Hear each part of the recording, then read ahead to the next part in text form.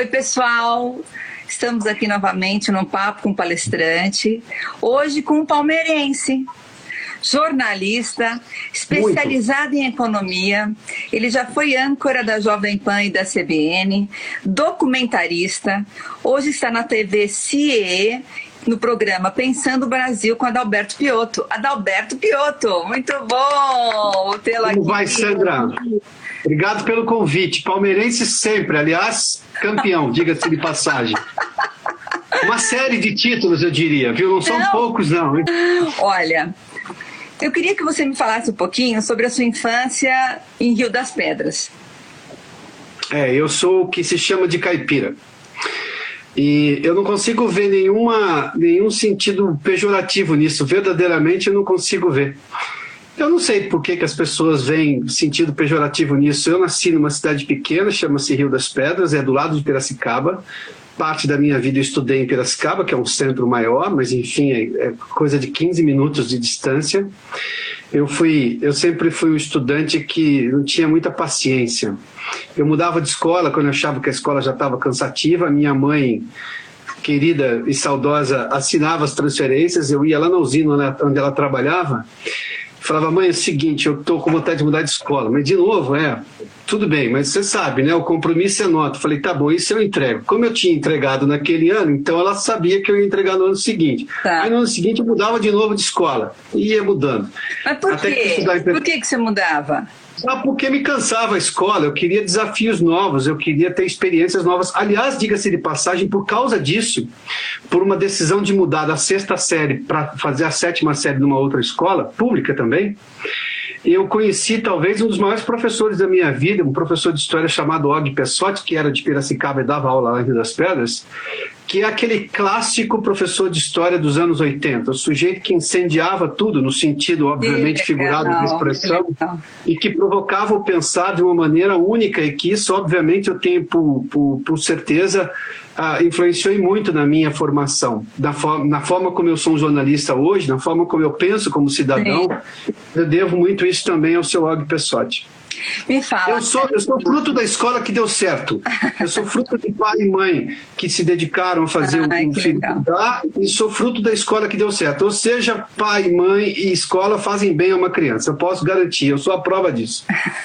Olha, me fala um pouquinho sobre a sua carreira até chegar na CBN. Bom, eu gosto de começar com o Rio das Pedras, quando eu também na 8ª série eu já tinha mudado de escola de novo, aí decidi fazer alguma coisa, porque só a escola estava me cansando. Eu falei, preciso fazer alguma coisa a mais. Como eu entregava nota, essas coisas todas, eu falei, poxa, eu preciso fazer alguma coisa a mais. Aí eu descobri que tinha Escola Senai Mário Dedini em Piracicaba. Aí o que fiz? Eu fui estudar de manhã, era integral, na verdade, o Senai era de manhã e de tarde, e depois à noite eu fui para a escola noturna, né, para poder continuar os estudos convencionais, né, concluí a 8ª série, depois o primeiro colegial. E por que eu fui fazer isso? Porque eu tinha desejo de aprender coisas, eu precisava aprender mais coisas com o menor tempo possível. Imagina só, você tem 14 anos, você acha que você está perdendo tempo. Eu tinha essa impressão. Essa é a razão pela qual eu não fiz colegial comum, colegial normal. Eu fiz colegial técnico. Eu fiz o que hoje chama-se ensino técnico profissionalizante. Porque eu achava uma perda de tempo gigantesca ficar num colegial normal. Você já começa numa fase... Convenhamos que quando você tem 15, 16 anos, quando você está entrando no 2º grau, você já começou a ficar adulto. Né? Vou apagar um pouco essa luz. Não ficou bom, não, vamos lá. E quando você está nessa fase adulta, você já começa a pensar como um adulto. Eu falei, então eu preciso me formar em alguma coisa. Aos 17 anos eu era formado em técnica e mecânica industrial, com o 2º grau completo, e mais que isso. Eu tinha registro no CREA, imagina só, eu podia assinar como técnico, obviamente, mas eu podia assinar documentos, né? Como técnico e mecânica industrial. Fui trabalhar na Caterpillar, a convite da Caterpillar quando ainda estava no Senai, que eles pegavam aprendizes no Senai. Sim. Isso me deu uma experiência gigantesca, porque você tem uma vida real, quase de um adulto, embora não seja, com todos os cuidados que a lei obrigava, porque eu era menor de idade, então algumas tarefas eu não podia fazer, embora elas eram muito mais abertas do que são hoje, e eu acho que eram melhores do que são hoje, que se protege demais também. Você impede o desenvolvimento de um jovem quando diz que ele não pode fazer quase absolutamente nada. É verdade. E lá atrás, a lei era, eu dizia que ela não era mais branda, ela era mais inteligente do que a lei atual. E eu entendo o porquê da lei atual, mas é bom fazer concessões, entender que às vezes no passado as coisas funcionavam melhor, outras coisas são aperfeiçoadas agora no presente. Acabou isso, eu tinha saído da Caterpillar porque eu estava esgotado, porque eu dormia 5 horas por noite só, porque eu inventei de fazer um curso no meio entre o colégio, o trabalho, enfim, essas coisas todas. Aí eu fui para a Marinha. Eu queria ter uma experiência militar, eu queria conhecer a realidade dos militares. Aí eu não podia fazer como serviço militar obrigatório, porque isso ia demorar muito. Eu só fazia aniversário em abril de 1990, e isso era 89 ainda. Aí o que eu fiz? Eu vim em São Paulo, aqui tinha a comissão naval, perguntei para eles como é que as coisas funcionavam, e o que eu fiz? Falei, tem um concurso aqui, tem um concurso, que concurso que é? Para aprendiz de marinheiro. Aprendiz de marinheiro, tá bom. Prestei, fui classificado em Florianópolis, fiquei lá 7, 8 meses. Aí nas férias prestei para a faculdade de jornalismo, passei, fui lá, dei baixa na escola e comecei a fazer jornalismo. E aí vieram as emissoras locais, o primeiro processo como jornalista, porque eu denunciei um prefeito que tinha desviado dinheiro da educação para canalizar um córrego na minha cidade que está até lá hoje não canalizado. Ele me processou, eu ganhei o processo, diga-se de passagem, porque eu tinha todas as provas. Isso num jornal local. Aí vieram as TVs locais, em Piracicaba, depois em Americana, repórter de rede, tanto em Americana na Record e depois no SBT em Campinas. Fui morar um tempo na Inglaterra, porque eu estava de novo nessa ideia de preciso fazer alguma coisa nova. Para fazer um curso lá, né? Fui aperfeiçoar inglês, não foi mais que isso. Só que eu fui 2 vezes. Eu fui uma vez, fiquei só 40 dias, voltei para fazer alguns trabalhos que eu tinha já aqui no Brasil, como freelance.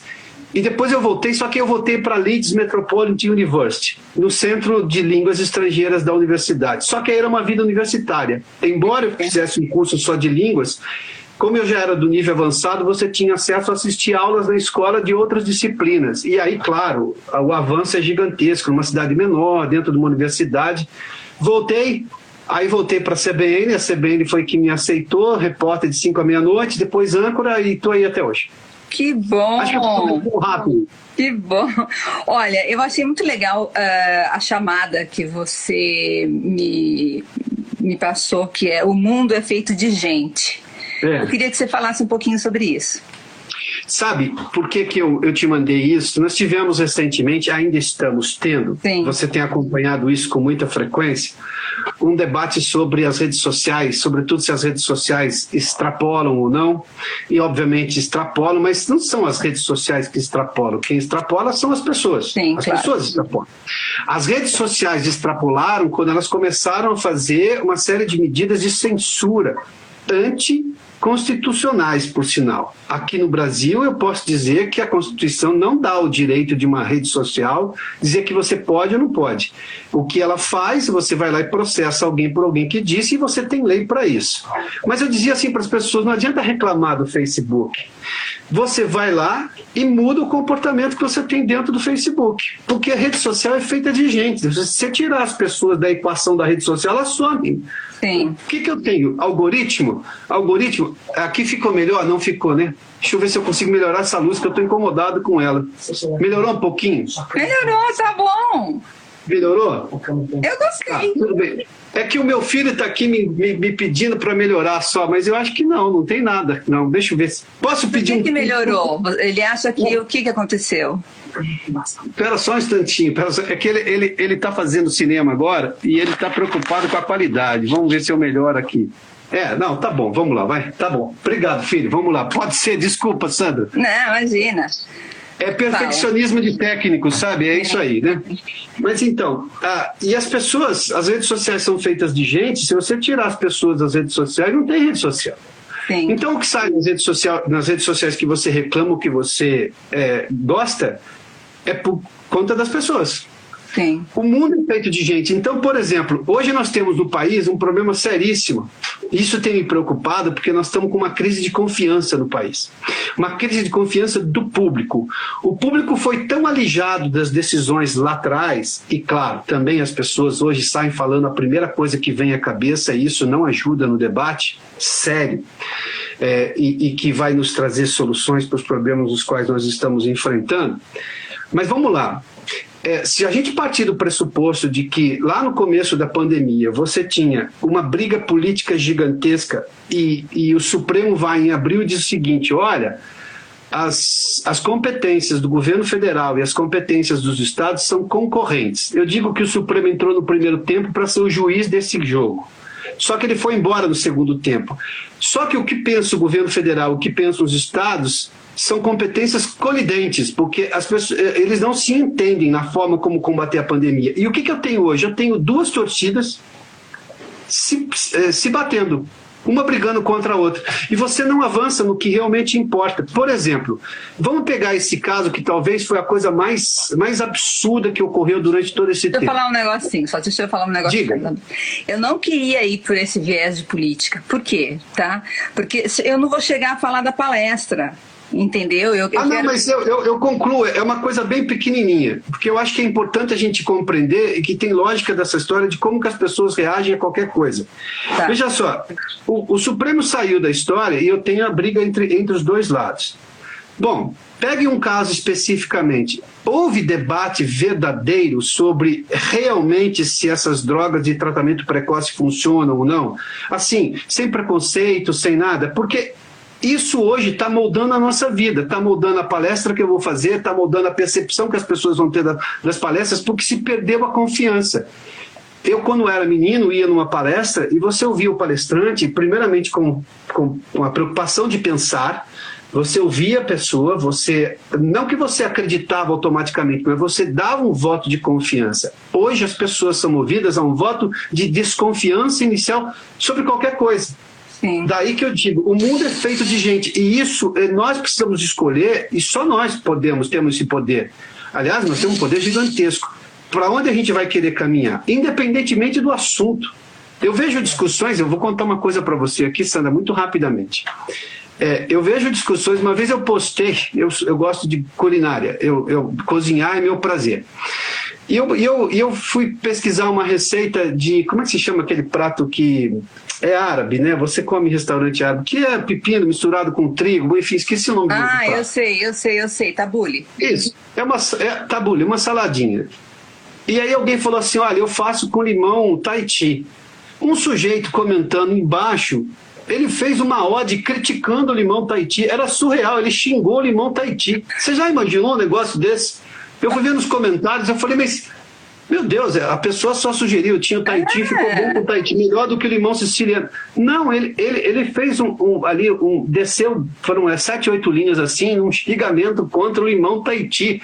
Pensa numa coisa dessa. Olha a loucura que se tornou. Quer brigar por tudo. Esse você fala bom dia, ele fala bom dia por quê? Isso, quem é a sua fonte, não é verdade? Desculpa, pronto, era só essa razão de o porquê do mundo é feito de gente. Eu queria que você falasse sobre o seu documentário, que é Orgulho de Ser Brasileiro. Por que te deu a vontade de você fazer esse documentário? Ele levou muito tempo, ele deu muito trabalho. Me fala um pouquinho como foi esse teu projeto. Tá bom. Primeiro vem da minha inquietação. Eu estava trabalhando, já estava 13 anos na CBN, e eu estava incomodado. Sim. São várias as razões. Bom, me demiti e fui empreender. Eu queria duas coisas nisso. Me incomodava a frase orgulho de ser brasileiro no domingo e revolta com o Brasil na segunda-feira. Não dá. Você não pode estar todo domingo maravilhado com o país que está fazendo sol e na segunda, diante das coisas que você tem que resolver, o país é um problema. Ele nem talvez fosse a maravilha que você imaginava no domingo, e nem seja tão ruim quanto você está vendo hoje na segunda-feira. Percebe? É esse tipo, essa dicotomia, essa incongruência, essa incoerência. Bom, aí era para ser um livro, na verdade, inicialmente, mas depois eu imaginei que o poder do audiovisual faria uma coisa muito maior.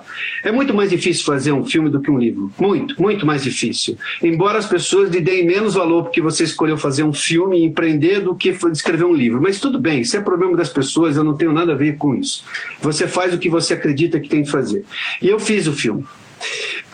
O filme era justamente para discutir esse sentimento, mas qual era meu objetivo principal? Primeiro, eu escolhi entrevistados que já tinham se exposto publicamente defendendo alguma coisa importante, porque se ele se expôs publicamente defendendo alguma coisa importante, como por exemplo a doutora Maiana Zatz, num país cristão católico ou muito religioso como o nosso, dizer que pesquisas com célula-tronco eram importantes, porque salvavam pessoas, crianças que tinham lá uma série de doenças. Imagina você se expor a esse debate. Bom, enfim, a lógica dos meus entrevistados era essa. Se expôs uma vez para um debate árduo como o que eles propuseram, eles me responderiam com absoluta honestidade intelectual se tinham ou não orgulho de ser brasileiro. Isso era muito importante. Então, começa daí. E eu queria colocar uns pontos finais em algumas discussões nossas do passado. A gente culpa o passado por demais, que é um subterfúgio muito, me perdoe a expressão, é meio covarde da sociedade contemporânea. Você achar que porque nós fomos colonizados pelos portugueses, o Brasil é assim, o assado, é um exagero retórico que não... Bom, e aí? E tudo que nós já pudemos fazer de forma autônoma não conta? Sim. Erramos, acertamos e tudo mais. Só que tinha uma outra coisa, nós só chegamos até aqui onde estamos, e convenhamos que chegamos longe, porque outros que nos antecederam fizeram coisas muito boas. Pensa bem, nós estamos discutindo vacinação nesse país, o doutor Adib Jatene fala no meu filme, e ele lembra de uma coisa, eu me lembro quando criança, em 1985, se não me engano, sim, nós fizemos uma mega vacinação num país continental. Você se lembra que você via nos telejornais da noite o sujeito de barquinho levando vacina Save no meio da Amazônia ou do Pantanal, para você vacinar contra a poliomielite. Lembra disso daí? Sim. Se você olhar para isso, nós avançamos muito, temos muito o que fazer, tudo bem, mas agora é a nossa vez. Eu queria fazer um filme justamente para discutir esse tipo de coisa. Vamos pôr um ponto final nessas bobagens que a gente quer culpar o passado, reconhecer o mérito dos que nos antecederam e vamos assumir o Brasil a partir de agora. A proposta inicial era essa. Eu creio que foi muito bem sucedido, mas eu posso lhe dizer que boa parte das pessoas rejeita porque, claro, elas vão ter que assumir a culpa contemporânea delas, e aí elas não gostam. Daí elas culpam o filme, culpam o entrevistado, culpam o diretor, mas tudo bem. Isso é da lógica democrática, o debate funciona assim. Olha, quando que começaram as palestras? Você lembra? As palestras começaram, eu estava ainda na CBN. Ah, tá. Se não me engano, foi em 2002 ou 2003 que fiz a minha primeira palestra. Um colega que trabalhava numa assessoria de imprensa queria que eu fosse fazer uma mediação, na verdade, de um debate. Quando eu cheguei lá, ele me falou assim, dá para você fazer antes uma introdução sobre a realidade do Brasil neste momento, porque acho que isso vai ser bom para o debate. Eu falei, tá bom, mas quanto tempo você quer de introdução? Pelo tempo é meia hora. Eu falei, meia hora já não é introdução, é palestra. Ele falou assim, dá para você segurar? Dá para você segurar? Eu falei, dá, tudo bem. Foi o que eu fiz. E aí eu entendi que eu poderia fazer uma palestra, porque acabou sendo elogiada, foi muito boa. De fato, o debate ficou melhor, porque eu trouxe informações como jornalista ali, coloquei detalhes, alguns offs que eu tinha e tudo mais. Isso provocou nos debatedores algo a mais do que eles iam mostrar, e eles mesmo me disseram isso, e de lá para cá aí comecei a fazer palestras, mas começou, digamos, de uma maneira não prevista, né? Não foi a ideia original.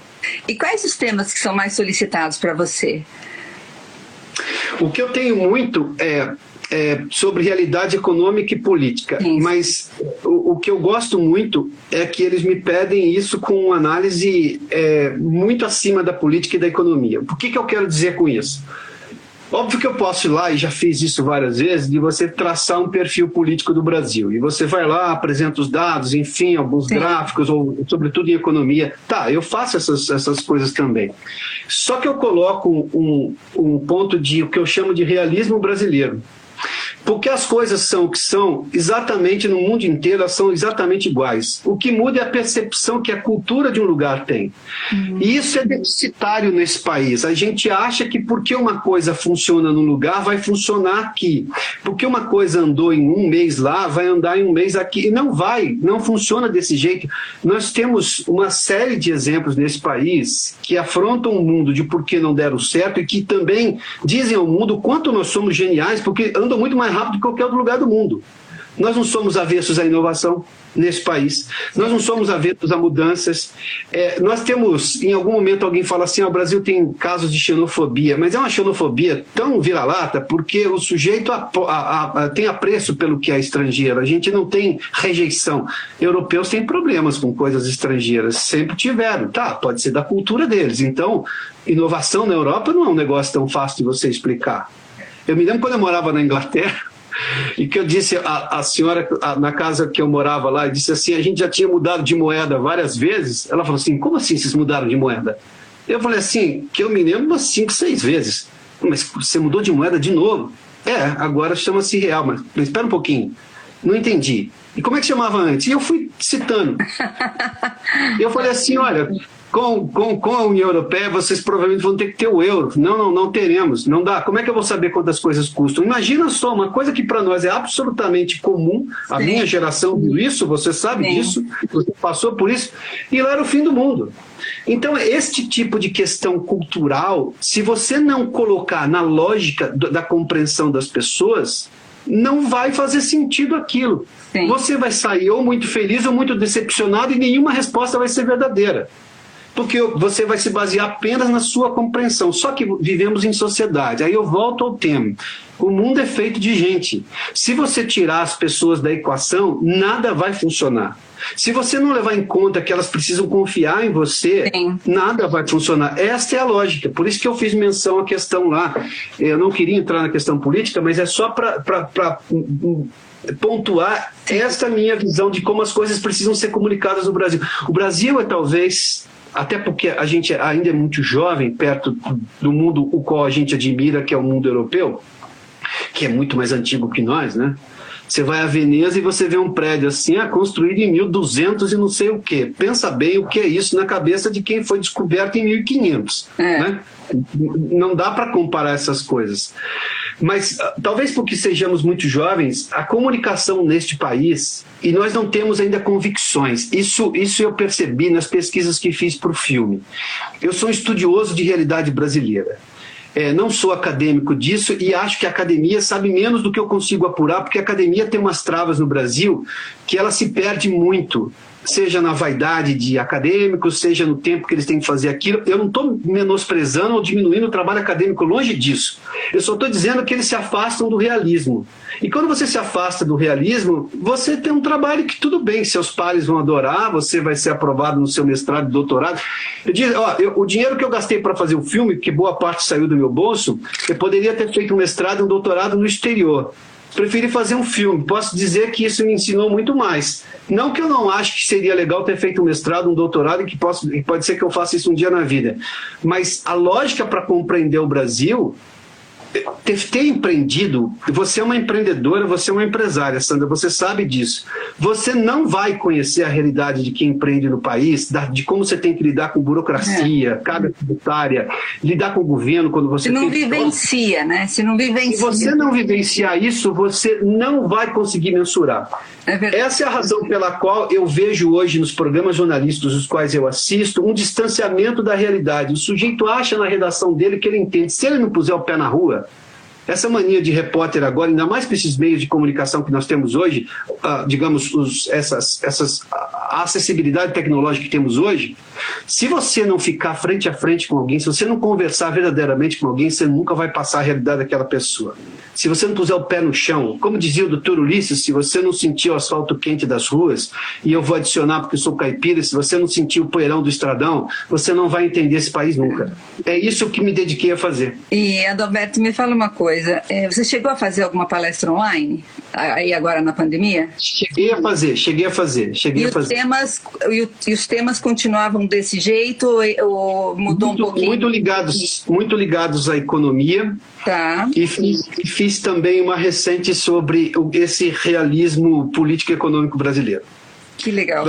Começou com a economia, obviamente era natural pelo momento, enfim, né? Tá.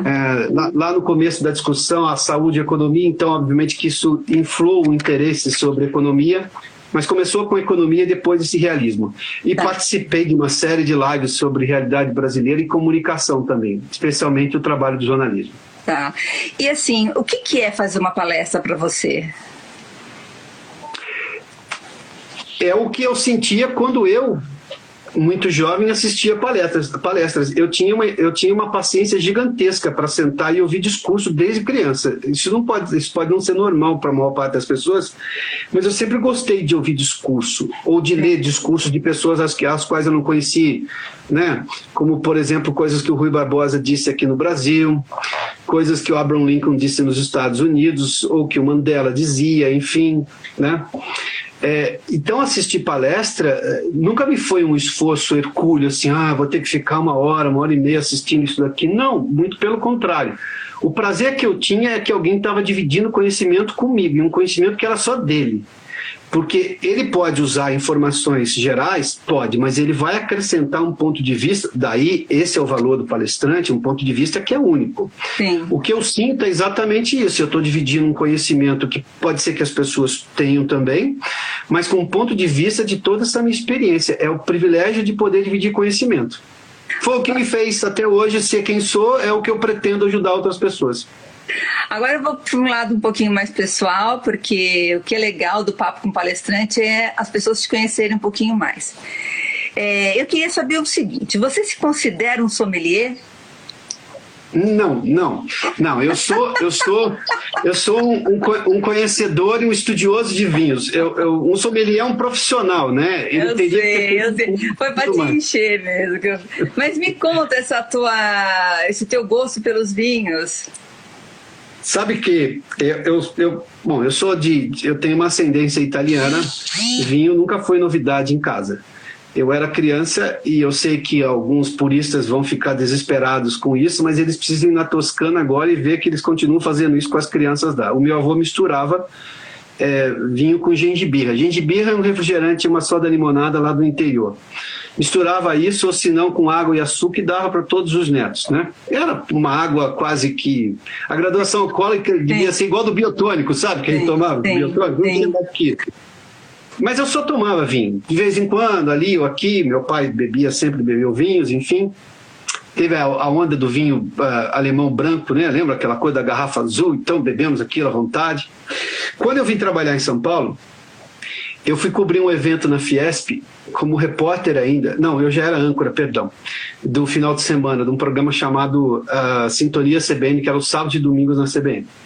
E durante a semana eu fui cobrir uma reportagem do lançamento de um evento de vinhos em São Paulo. Foi lá que eu conheci, por exemplo, o Ângelo Salton, saudoso e querido Ângelo Salton. Mas eu conheci um dos organizadores do evento, que era o Sérgio Inglês de Souza, por acaso de Piracicaba, mas eu o conheci aqui. O Sérgio é talvez o maior conhecedor, talvez não, é o maior estudioso e conhecedor de vinho brasileiro desse país. E o Sérgio pegou e falou assim, Sérgio, eu estou achando esse universo maravilhoso, bom, você pode me dar uma entrevista? Marcamos uma entrevista, no sábado, isso era uma terça ou quarta-feira, no sábado ele me deu uma entrevista, e foi ótima a entrevista, ele queria levar vinhos, eu falei, na CBN é meio conservadora, acho melhor não levar o vinho por enquanto, hoje seria a coisa mais natural do mundo, mas enfim, não levamos. E ele me convidou para ir numa degustação de uma revista chamada Vinho Magazine. E eu falei, tá, mas eu não posso dar nota para um vinho, eu não tenho esse conhecimento todo. Ele falou, faz o seguinte, você vai lá, observa, fique à vontade, fale o que você quiser, porque é o consumidor que vai modular o mercado de vinho. A sua opinião é mais importante do que você imagina. Bom, mais cuidadoso, eu falei, tá, e como é que eu faço uma degustação? Ele me disse assim, faz como cachorro. Olha, cheira e depois bebe. É nessa ordem que você faz as coisas. Então você pega o vinho, olha para ele, cheira e depois bebe.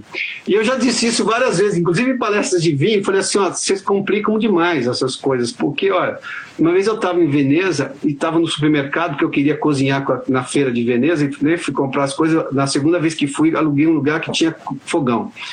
Aí fui no supermercado para comprar umas coisas que faltavam. Tinha uma senhorinha, assim, na Itália, você sabe, né? Não tem fila preferencial para velhinho, né? Porque se tiver fila preferencial para velhinho, só vai ter fila preferencial, né? E eu estou na fila assim e ela está atrás de mim. E eu, obviamente que eu estava incomodado com aquilo, porque eu nem me lembrei que eu estava na Itália nessa hora. Eu falei, pô, não faz sentido, só tinha um caixa. Veneza nada é tão grande assim, né? Aí eu falei, a senhora não quer passar na minha frente? Ela pegou, agradeceu e foi. Ela estava com uma garrafa de 1,5 litro, assim, igual a garrafa de suco de uva aqui.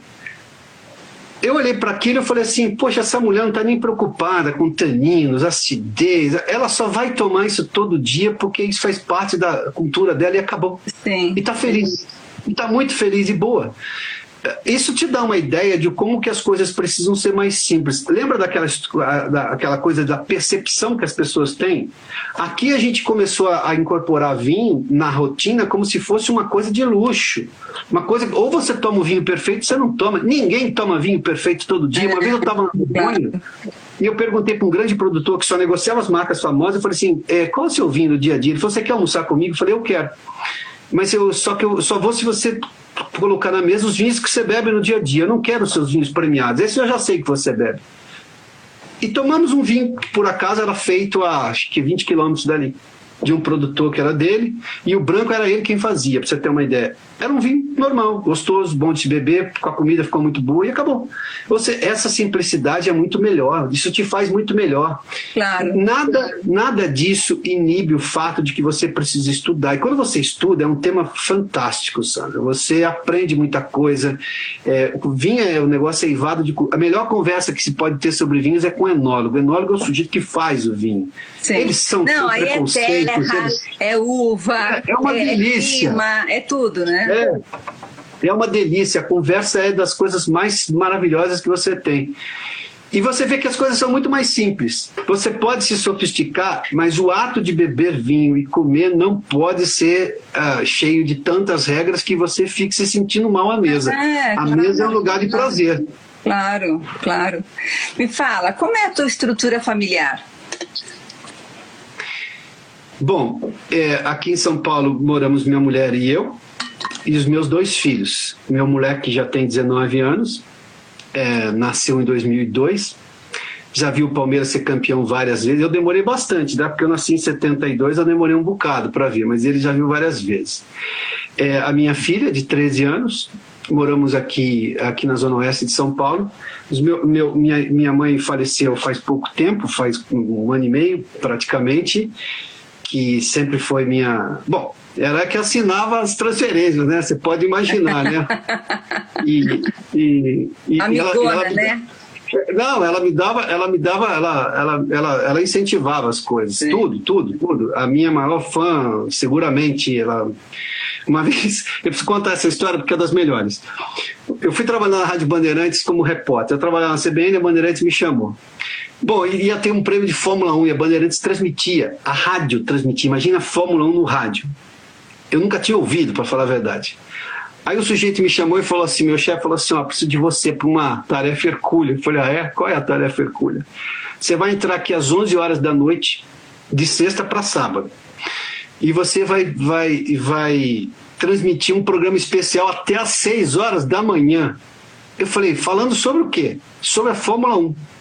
A gente vai transmitir, vai pegar outras corridas, vai colocar corridas que foram do ano passado, outras corridas, enfim, e você chama, comenta, bate um papo, conta os dados da próxima corrida que vai ser no domingo, do treino que vai ser no... Bom, enfim, tudo uma cobertura. Eu falei, mas das 11 às 6 da manhã? Bom, eu não sei quem me ouviu, ou quantos me ouviram, mas que a minha mãe me ouviu. E ela passava mensagem me ligava no celular, ainda não era smartphone, né? Estou te ouvindo, eu falei, meu Deus do céu, só mãe para te ouvir às 2 horas da manhã, com retransmissão de corrida de Fórmula 1 de 2 anos atrás. Isso é surreal, né? Que legal. O meu pai está lá no interior ainda. Enfim, somos em 3 irmãos. O meu irmão mora aqui em São Paulo também, casado. Minha irmã mora ali do lado, do meu pai, inclusive. Enfim, é isso. Essa é a minha estrutura familiar. Tenho saudade dos meus avós também, que eles só foram... A voz é a voz, né? Oxe, a minha avó guardava bala em cima da geladeira só para me dar. Para ninguém ver que ela dava bala para mim. E as pessoas falam assim, bom, eu devo ter tido algumas cáries por causa disso, mas são cáries com um carinho gigantesco. Então elas já foram tratadas, está tudo bem. Então... Me fala, o que te faz feliz? Sabe o que muita coisa me faz feliz. Óbvio que os momentos às vezes são um pouco mais difíceis e você vive, a ansiedade é uma coisa humana. Estresse é uma coisa que te tira do prumo, né? Mas o que me faz feliz é a minha família. Eu vejo os meus filhos e você, a mesma maneira que eu recebi, eu comecei essa entrevista dizendo a você que eu sou a prova cabal de que pai e mãe dedicados sim, e escola funcionam na vida de alguém. Sim. E eu sou filho de pessoas trabalhadoras. Eu sou meus bisavós que vieram da Itália e da Alemanha, todos na 4ª classe do navio, 5ª classe do navio. Eu sou proletário. A família ascendeu, o que é resultado de trabalho também. Aí, de novo, a gente vai. Por que você vai reclamar tanto do seu país? Este país deu vida nova aos meus bisavós. E eu sou melhor do que eles, por exemplo, por causa desse país. Convenhamos que não dá para jogar a história desse país janela fora sem você considerar tudo isso. Bom, o que eu recebi é o que eu me sinto agora no direito, no dever, mas sobretudo com muito prazer em oferecer. Eu dou todas as informações que eu posso para os meus filhos. Meu único desejo é fazê-los cidadãos. Porque eu não influenciei e não vou influenciar a escolha profissional, porque eu tive essa liberdade, eu sei o quanto ela foi importante para mim. Óbvio que você orienta, você dá informações, eles têm um tempo de processamento, né? Adolescentes têm tempo de processamento muito diferente de qualquer outra fase da sua vida, né? As coisas nunca são óbvias para um adolescente, nem para um jovem, né? Para uma criança é óbvio e para um adulto começa a ficar óbvio, né? Porque o peso da responsabilidade faz tudo ficar óbvio, mas um adolescente não. Mas isso é bom, porque você experimenta, você se provoca, você vai aos seus limites e tudo mais. Mas isso me deixa extremamente feliz. A minha esposa e os meus filhos que estão comigo no dia a dia são o meu esteio. Sem eles eu não tenho esteio nenhum. É o que me segura. É a razão do que você faz, é a razão do que eu faço todo dia. Sim. Olha, para terminar, eu vou te solicitar uma dica. Uma dica que você fale em suas palestras ou uma dica pessoal. E aí já vou pedir para quem está nos assistindo para se inscrever nos nossos canais, Sandra Pascoal Palestras. Nós vamos editar esse bate-papo. O Adalberto vai estar ao meu lado, não vai estar assim, né, um em cima do outro. E para terminar, eu queria essa dica. Tá, a minha dica é uma só, até porque vai nos favorecer demais para sair dos problemas pelos quais nós estamos passando. Preserve o debate com civilidade. Quando você vai discutir alguma coisa com alguém, e a gente está discutindo muita coisa, e as redes sociais fizeram com que a gente pudesse discutir mais ainda, Sim. Em mais momentos, mas faça com civilidade. Você, quando vai para um debate, você saiba que você pode ter uma convicção, e é bom que tenha, mas a outra pessoa também pode ter uma convicção. O resultado do debate pode ser ela convencida por você ou você convencida por ela. Mas isso você só vai conseguir com tempo e respeito. O que a gente está perdendo hoje é civilidade, é respeito ao contraditório, respeito ao outro. Você vê os xingamentos que a gente vê, as pessoas nem conhecem e xingam. Muito ruim. Muito ruim. Então, a minha dica é: preserve o bom debate. Só o bom debate vai nos tirar de onde nós estamos. Não tem outra forma. Simplesmente porque se você não gosta de alguma coisa ou de alguém, você não tem o direito de deixá-lo fazer isso. Ele vai continuar existindo. Então, se ele vai continuar existindo, leve em conta isso. Não é fácil. Eu não estou dizendo que é fácil para mim, nem vou dizer que é fácil para você. Mas não existe nenhuma maneira melhor. As outras maneiras todas foram testadas e deram muito errado para a humanidade. Querido, muito obrigada. Foi muito boa a nossa conversa. Prazer foi meu, Sandra. Oi? Prazer foi meu. Você sabe que eu tomo um cafezinho na xicrinha que você me deu quando fui aí ao seu escritório, viu? Anos atrás. Ai, não, muito bom. A gente tem que voltar ao relacionamento. Você é um cara 100%, um grande jornalista e, assim, não sabia que você era tão inquieto e sempre foi, sabe? Achei muito interessante saber como é que foi aí como que chegou a esse jornalista tão bacana, tão competente. Beijo enorme para você. Obrigada. Obrigado, Sandra. Prazer, viu? Obrigado a todos que nos acompanharam também. Tchau, tchau. Tchau.